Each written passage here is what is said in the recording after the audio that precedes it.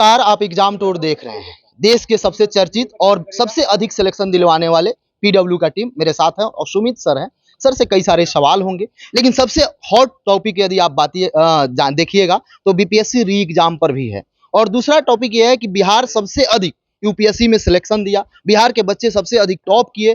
कोई भी क्षेत्र नहीं है जहां बिहार के लोग नहीं है, फिर भी कई सारे लोग आते हैं और बिहार के सभी लोगों को गाली देकर चले जाते हैं। उस महिला के बारे में सर का क्या विश्वास है, क्या सोच रहे हैं उनके बारे में, उस पर भी बातचीत करेंगे। सर आपका स्वागत है exam. Thank you very much. Sir आपका कई सारे इंटरव्यू किए, बहुत सारा वायरल हुआ, बहुत लोग सवाल भी किए, लेकिन बिहार वासियों के मन में सवाल है। आप बिहार से बहुत प्रेम करते हैं, बार बार जब होता है तो आप बिहार आते हैं। सर एक महिला शिक्षिका हैं, चूंकि आप लोग शिक्षक हैं, जो बोलते हैं छात्र उसको अमल करते हैं, अपने लाइफ में आगे बढ़ते हैं। एक शिक्षिका बोलती है कि बिहार में कुछ नहीं है, बिहार के लोग ऐसे हैं, मतलब बदी बदी कमेंट करती है। देखो, मुझे जैसा आपने बोला, बिहार तो मेरा दूसरा घर है। अगर मुझे किसी राज्य में जाने पर सबसे ज्यादा खुशी जो होती है ना, वो दूसरा राज्य बिहार है। और बिहार वो राज्य है, हर देश का 12वां आईएएस ऑफिसर जो है ना, वो बिहार से है। हर देश का 12वां। जी हाँ। और यूपी के बाद में दूसरे नंबर पे सबसे ज्यादा आईएएस ऑफिसर बिहार से हैं। बिहार तो देखो अलग अलग धर्मों की भूमि है। और मुझे सबसे ज्यादा दुख ना इसी बात पे हुआ कि एक शिक्षिका ने ये बात कही बिहार के बारे में। क्या केवीएस का उसने टेस्ट क्लियर किया? उसने ये सारी चीजें नहीं पढ़ी थी बिहार के बारे में? तो इसी वजह से बहुत ज्यादा दुख हुआ और उम्मीद है कि आगे वो अपनी गलती का एहसास करेंगी। बिहार को लेके देखो, सिर्फ बिहार के लोग गर्व नहीं है, पूरे भारत को बिहार को लेके गर्व है। सर जैसे अभी मेंस का एग्जाम है, लेकिन उससे पहले जो विद्यार्थी हैं लगभग 60 से 65 दिन हो गया, 2 मंथ से अधिक हो गया, अभी भी बैठे हुए हैं और इस आस में। और 28 तारीख को फाइनल हियरिंग है। बीपीएससी को फटकार भी लगी, कई सारे सवाल भी बीपीएससी पर उठे और जज महोदय के द्वारा अब लग रहा है विद्यार्थी के पक्ष में कुछ हो सकता है। सर उस पर आपका क्या? देखो, मैं आपको ना अपने एक्सपीरियंस से एक चीज बताना चाहता हूँ। जजमेंट का मुझे नहीं पता क्या आएगा, जजमेंट किसी भी साइड से आ सकता है, लेकिन वो लोग जो ये चाहते हैं कि एग्जाम कैंसिल होना चाहिए, या फिर वो लोग जो अपने मेंस की तैयारी कर रहे हैं, देखो हमेशा ना लाइफ में अनसर्टेनिटी इस प्रकार की आएगी। बिहार के स्टूडेंट तो अभी फेस कर रहे हैं, लेकिन मध्य प्रदेश के स्टूडेंट्स काफी समय से इस प्रकार की अनसर्टेनिटी फेस कर रहे थे। और भी अलग अलग राज्यों में इस प्रकार से कोर्ट केस चलते रहते हैं।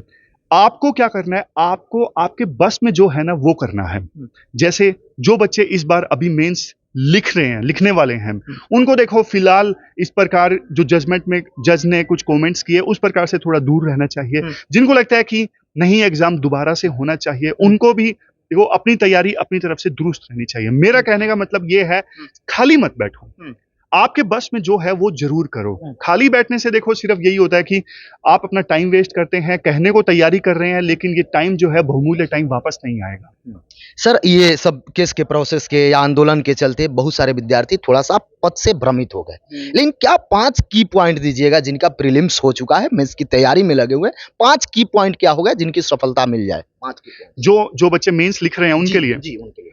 देखो, जो बच्चे मेंस लिख रहे हैं उनको मैं ये बोलना चाहूंगा, सबसे पहली चीज देखो, मेंस जो एग्जाम है ना, वो सिर्फ नॉलेज का गेम नहीं है। आप आंसर्स कैसे लिख रहे हो ये सबसे पहले मैटर करता है। बहुत सारे बच्चे होते हैं, उनको नॉलेज बहुत ज्यादा होती है, लेकिन अच्छे आंसर्स वो नहीं लिख पाते। दूसरी चीज ये है, आप अपने आंसर्स में वैल्यू एडिशन जरूर कीजिए। आपके आंसर्स घिसे पिटे नहीं होने चाहिए, क्योंकि देखो अल्टीमेटली एक कॉम्पिटिटिव एग्जाम है।